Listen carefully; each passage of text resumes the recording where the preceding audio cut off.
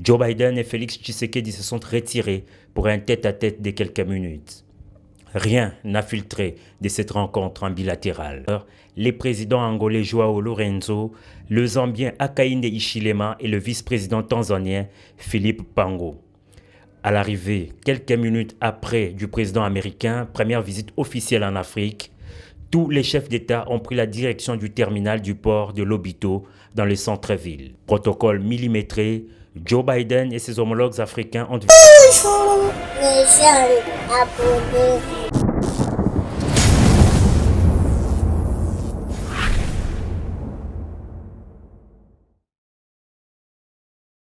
Le corridor de Lobito est bien plus qu'un axe de transport.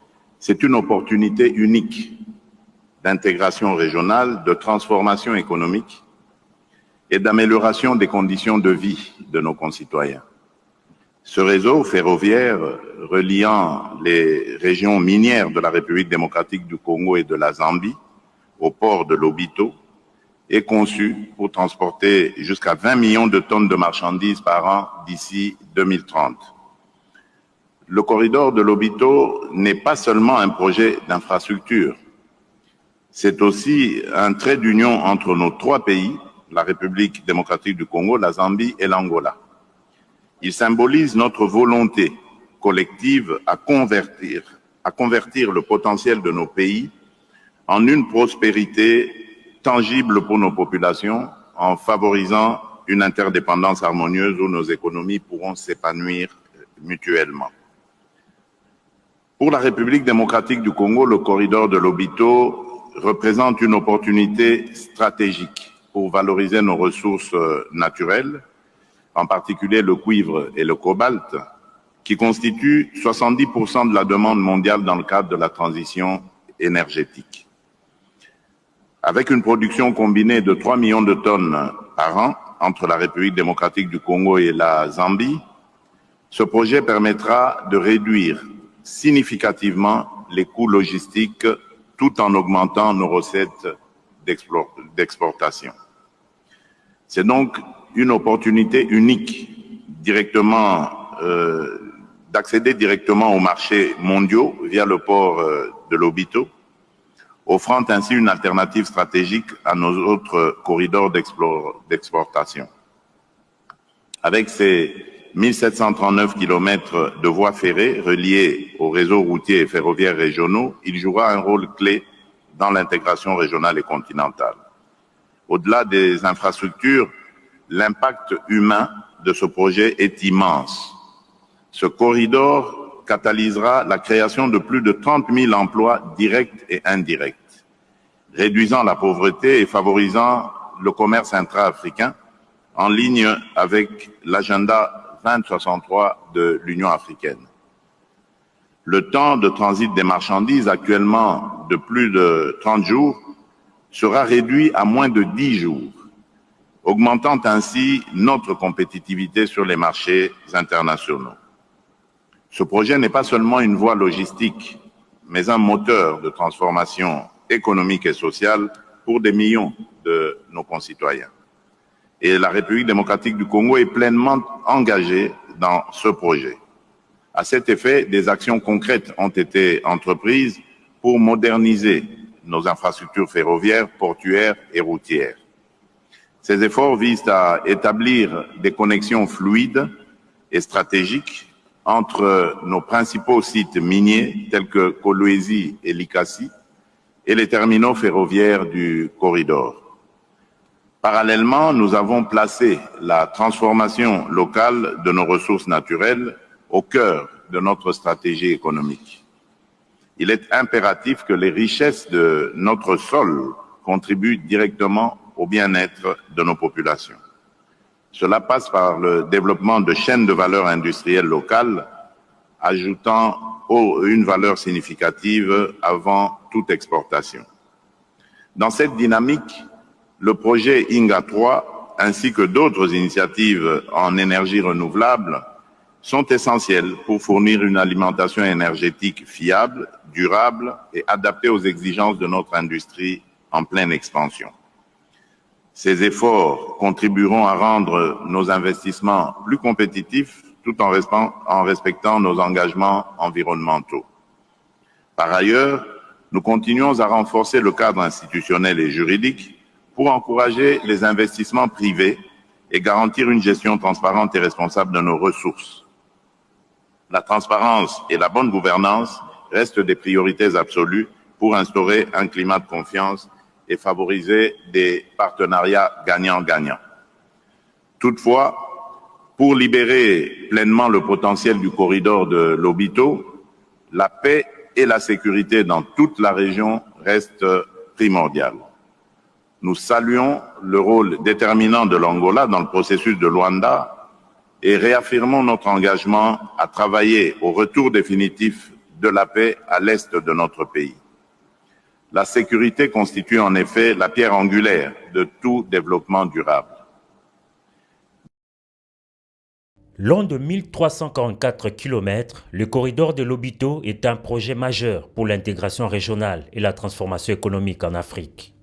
Les enjeux de ce projet pharaonique, qui devra permettre de réduire considérablement les délais de transport de minerais critiques, essentiels pour la transition énergétique mondiale, sont au cœur d'une multilatérale ce mercredi 4 décembre 2024 à Lobito entre les dirigeants africains et le président américain.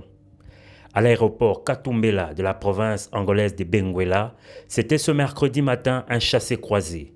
La RDC, au cœur de ces initiatives pour son rôle stratégique, est représentée au plus haut niveau. Arrivé à 8h30, le président de la République Félix Antoine Tshisekedi Tshilombo est accueilli par le ministre angolais des Relations extérieures, Antonio Tete.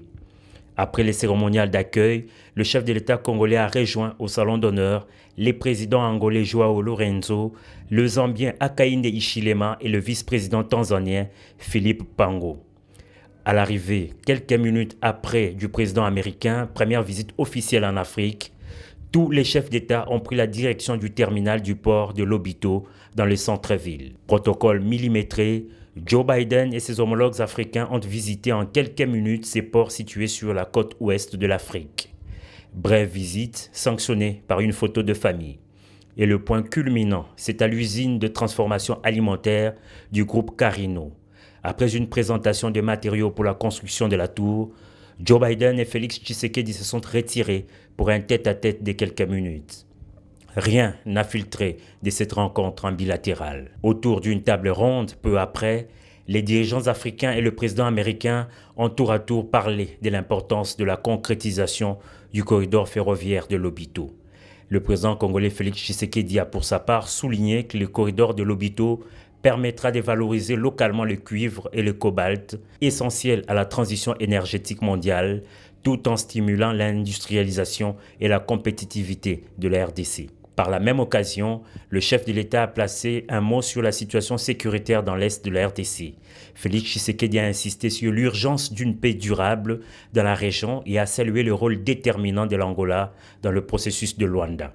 Cette rencontre historique de Benguela, la dernière pour le président américain sortant, entre dans les annales après la signature en octobre 2023 d'un protocole d'accord entre les États-Unis d'Amérique, la Commission européenne, l'Angola et la Zambie pour la rénovation et la reconstruction de l'artère ferroviaire du corridor de Lobito.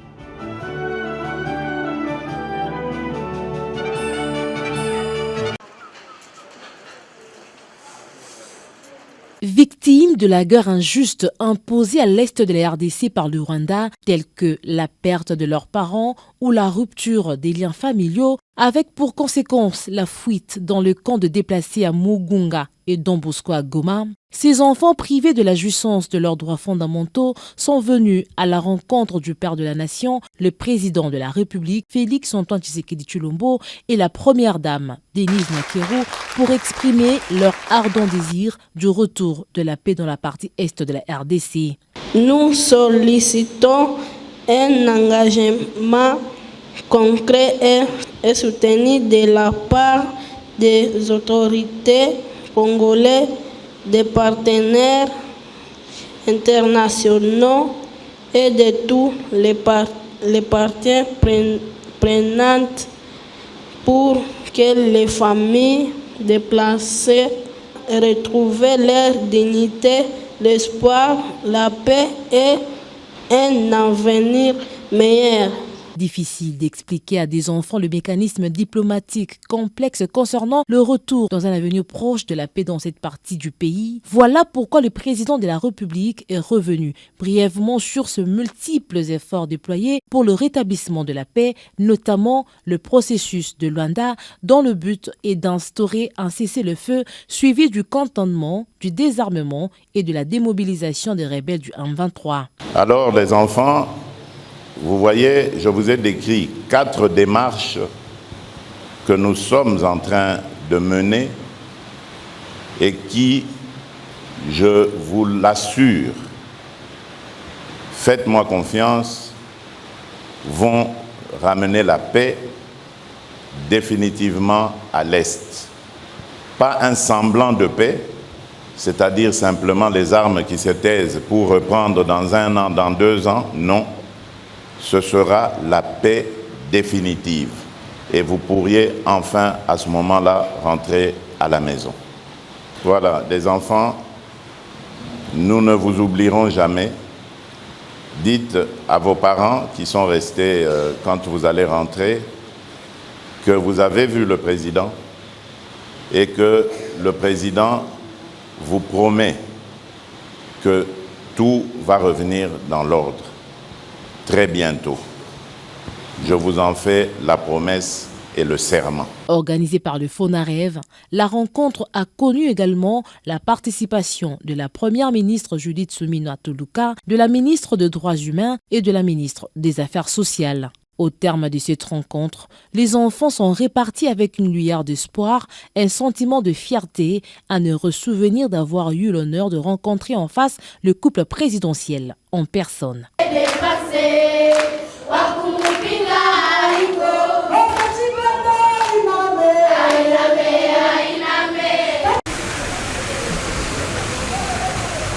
Les femmes d'exception de la République démocratique du Congo, une plateforme des femmes inspirantes unies dans le but de créer un changement positif et durable, mais surtout une association des femmes qui croient dur comme fer que chaque femme a le droit d'être valorisée, éduquée et émancipée afin qu'elle soit en mesure de réaliser ses rêves.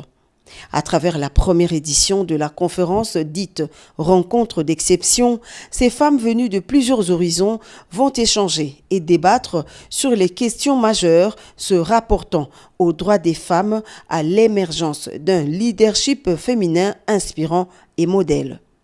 Gouvernance inclusive, thème choisi pour cette rencontre de haut niveau, renvoie à un système où les femmes participent activement et équitablement au processus de prise de décision dans les sphères politiques, économiques et sociales du pays. Présidente de FEDEC et initiatrice de ces assises, Madame Lydie Omanga circonscrit l'événement du jour. Faire en sorte que vos garçons soient des masculins positifs, que vos filles puissent avoir la niaque pour pouvoir affronter les choses et ne pas se laisser faire. Mon père a été la première personne et le premier homme de ma vie qui m'a montré la voie et qui m'a fait confiance. Et aujourd'hui, je donne ces exemples parce que je veux dire aux hommes qui sont ici, ce masculin positif que nous avons, cet exemple qui est là, mais faites-en autant. Soyez des masculins positifs. Faites-en autant. C'est tout ce qu'on vous demande. Champion de la masculinité positive, désigné par ses pairs africains, le président de la République Félix-Antoine Tshisekedi Tshilombo a voulu honorer ces femmes d'exception en sa qualité de parrain originel de cette plateforme qui cadre avec sa vision de promouvoir l'égalité du genre dans toutes les institutions du pays. Dès mon accession au pouvoir, lors de la première célébration de la Journée internationale des droits des femmes, c'était le 8 mars 2019, comme l'a rappelé la présidente, Madame Lydie Omanga, j'ai eu le privilège de recevoir une délégation de femmes congolaises leaders. C'est avec admiration que je les ai désignées comme des femmes d'exception en reconnaissance de leur parcours inspirant. La gouvernance inclusive est pour moi bien plus qu'un concept. C'est une vision d'un leadership qui intègre toutes les composantes de notre société dans le processus décisionnel. Elle signifie que chaque voix, en particulier celles qui ont été historiquement marginalisées, est entendue et valorisée. Cette approche est cruciale pour le développement de notre nation car elle garantit que nos politiques reflètent la diversité et répondent aux besoins réels de tous nos citoyens. Sous mon leadership, la République démocratique du Congo s'est résolument engagée sur ce chemin. Ce choix, qui reflète mon engagement envers les valeurs de justice, d'équité et de progrès, repose sur une conviction simple, mais profonde. Aucune société ne peut atteindre son plein potentiel si elle ignore ou marginalise la moitié de sa population. La Côte d'Ivoire, pays invité à travers Madame Sarah Fadika Sako, première vice-présidente du Sénat ivoirien. Les organisateurs justifient ce choix par le fait que la Côte d'Ivoire a été reconnue en 2023 comme champion d'Afrique en matière de lutte contre les discriminations à l'égard des femmes et des jeunes filles.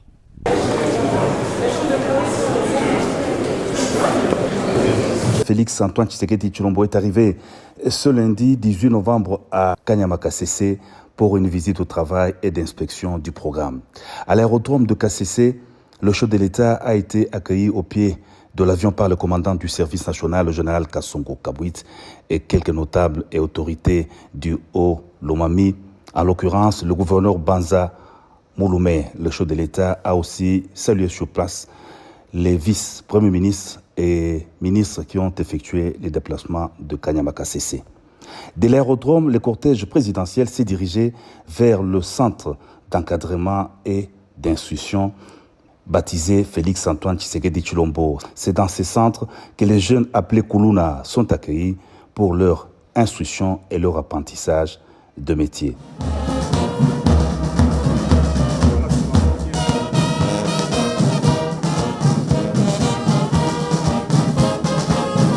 Après le passage des troupes en revue, le chef de l'État, commandant suprême des forces armées de la RDC, de la police nationale et du service national s'est installé dans la tribune d'honneur. Aux nouveaux jeunes hébergés au centre, 4000 au total, le président de la République a exprimé tous ses encouragements à persévérer dans la nouvelle voie d'apprentissage de l'amour du prochain et l'amour de la patrie. L'État congolais ne vous oubliera jamais, leur a rassuré le commandant suprême des forces armées de la RDC, de la police nationale et du service national. Passage Nabino na centre Oyo. Et pour permettre Bino Oyo pour la misala, il y a Ndege na Ndege. Bozwa expérience, Simana Yango, Boko Nanzela Nabino, il y a Bokobisa Bi. Boko Bala, Boko Bota, Boko Polisa, Oya Bino Bana, à Congolais, Oyo Bakoya, pour remplacer Bino, Tango, Boko Yemba. De Dina, il y a service national. Et pour la Kisabino Namu, Bolingo, Yamboka, Congo. Et pour la Kisabino, Libeko, ya ekolo na biso. Et pour la Kisabino, Bolingo, ya Congolaise na Congolais. Dans son mot de bienvenue, le général Kassongo a vivement salué la visite du président de la République qui, selon lui, marque un tournant dans le développement du service national et des objectifs lui assignés. Grâce à la vision et au leadership du chef de l'État, des jeunes dangereux, marginalisés par la population, sont aujourd'hui des patriotes et des travailleurs au terme de leur encadrement, a souligné le commandant du service national qui s'est aussi apaisanti sur l'accroissement de la production agricole à Kanyama Kasese grâce aux gros engins mis à la disposition du service. Diversifier les ressources de relance d'économie de la RDC, longtemps basée sur les minéraux, c'est le pari que le président de la République, Félix-Antoine Tshisekedi Tshilombo, est en train de relever. Les bâtisseurs se déploient déjà dans différentes provinces. Véritables bâtisseurs, ils ont appris, outre la production agricole, les métiers de construction d'infrastructures et des menuiseries notamment. Déclaration de l'Association congolaise de droit constitutionnel. L'Association congolaise de droit constitutionnel, ACDC en sigle, suit avec intérêt le débat qui se déroule actuellement au pays autour de la révision ou du changement de la Constitution du 18 février 2006, telle que modifiée par la loi numéro 11/002 du 20 janvier 2011 portant révision de certains articles de la Constitution. Elle note que ce débat fait suite à l'idée lancée à ce sujet par M. le Président de la République le 23 octobre 2024 à Kisangani, réitérée le 16 novembre 2024 à Lubumbashi, puis le 26 novembre 2024 à Kalemi. Depuis lors, des réactions en tout genre, des interprétations de tous ordres et des positions de tous bords ont été exprimées, jetant plus de trouble que de lumière dans l'esprit de la population. L'Association congolaise de droit constitutionnel salue la démarche du chef de l'État qui a annoncé que, préalablement à toute initiative institutionnelle, il convoquera l'année prochaine une commission multidisciplinaire d'experts qui l'éclairera sur le sujet et sur la conduite à tenir pour le grand bien du peuple congolais. L'Association congolaise de droit constitutionnel tient à souligner que, forte de l'expérience de ses membres dans l'enseignement et la pratique du droit constitutionnel, elle connaît l'histoire constitutionnelle du pays, ses textes et son vécu. Elle connaît particulièrement l'origine de la Constitution du 18 février 2006, ses rédacteurs, son contenu, son pouvoir constituant et les mécanismes prévus.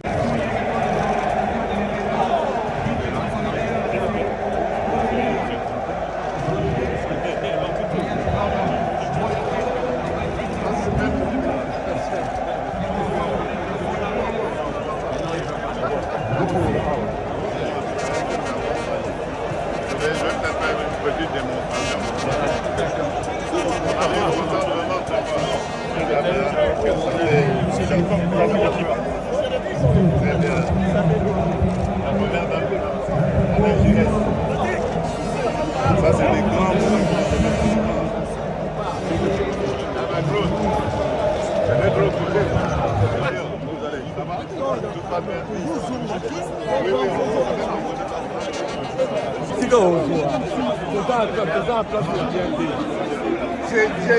ça c'est ma star.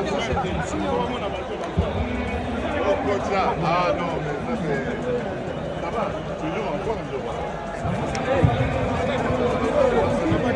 Reste réglé.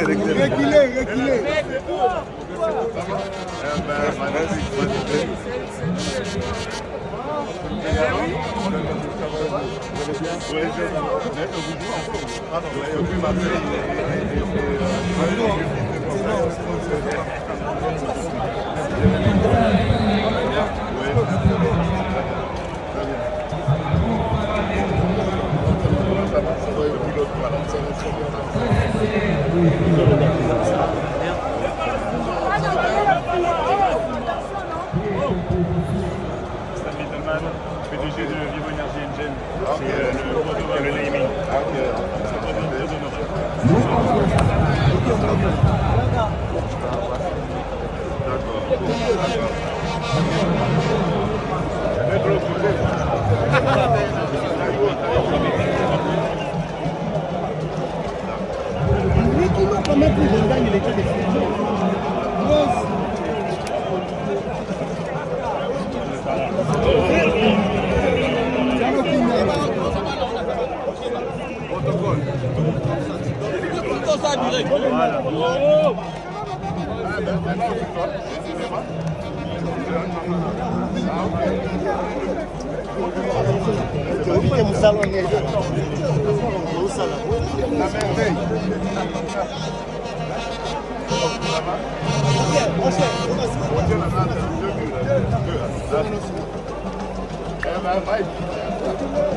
Décidément. Ah,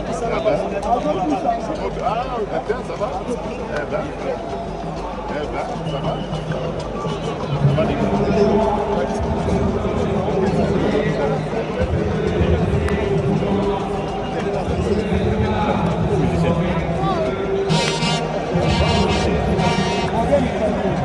Ah, yo, au bout maintenant. Au bout là. Ah bon?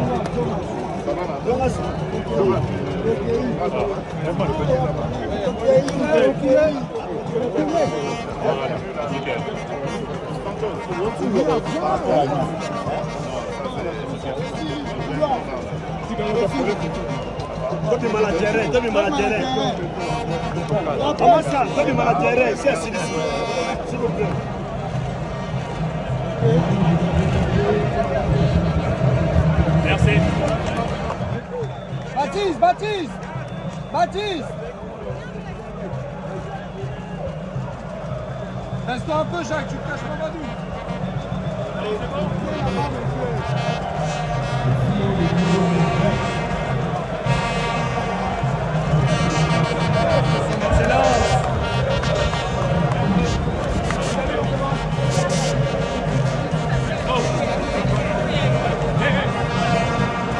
Madame.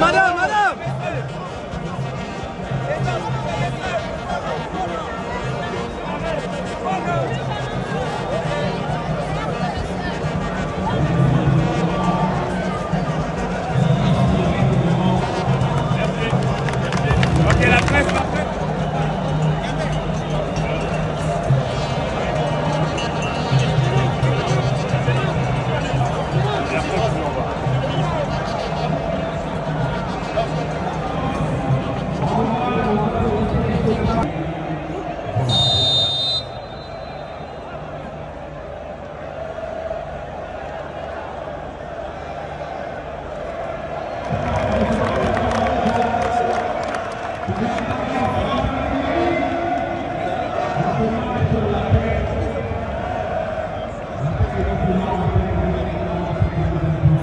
Voilà.